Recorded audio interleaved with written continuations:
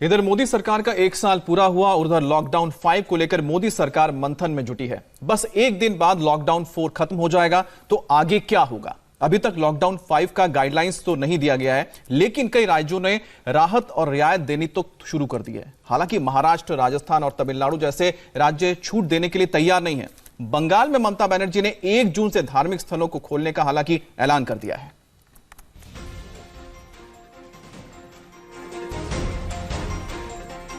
Lockdown 4.0 एक दिन बाद खत्म हो जाएगा और पूरे देश के सामने एक ही सवाल है कि लॉकडाउन 5.0 में क्या होगा? कहां राहत मिलेगी, कहां सख्ती होगी? मॉल और थिएटर खुलेंगे या नहीं? मेट्रो दौड़ेगी या नहीं? मंदिर, मस्जिद, गुरुद्वारे, चर्च कब तक बंद रहेंगे? आज देश के हर राज्य के मुखिया इसी को लेकर केंद्र सरकार को अपनी बात बताएंगे। राज्यों के सीएम बताएंगे कि उनके राज्य में कोरोना की क्या स्थिति है, लॉकडाउन 4.0 का तजुर्बा क्या है और आगे के रोड मैप को लेकर उनकी क्या राय है। सभी 30 मुख्यमंत्रियों के फीडबैक को पहले परखा जाएगा और उसके बाद तय होगा कि लॉकडाउन 5.0 लॉकडाउन 4.0 से कैसे अलग होगा। लेकिन कुछ राज्यों ने 31 मई से पहले ही तय कर लिया है कि आगे वो क्या करने वाले हैं। बंगाल में शुक्रवार को ही तय हो गया है कि 31 मई को 2000 रुपए का जुर्माना देना पड़ेगा। ऑटो में 2 से ज्यादा लोग हुए तो 500 रुपए का जुर्माना होगा। काफ़ी अच्छे हमने स्टेप लिए हैं कि ताकि हमारा जो एसपीएल का रिकॉर्ड है ये मेंटेन रहे, तो जो हमारा पंजाब में इन्फेक्शन हो कम से कम हो और लोगों में जो एक अवेयरनेस ड्राइव चलाने की बात है। एक फियर बीमारी अभी ख़त्म नहीं, ये अभी चल रही है और आगे तक चलेगी। तो इसके लिए हमको अपनी जो ज़िंदगी है इसी प्रिकॉशन के साथ जीनी पड़ेगी। तो उनको जो हम पूरा इसी तरह की एडवाइजरी जारी की है। पंजाब के साथ राजस्थान ने भी केंद्र की गाइडलाइन के पहले ही तय कर लिया है कि उसे क्या करना है। राजस्थान में अब और सख्ती होने वाली है, फिर चाहे अस्पताल हो या सार्वजनिक स्थल। सीएम ने ऐलान किया है कि 31 मई के बाद भी नाइट कर्फ्यू जारी रहेगा।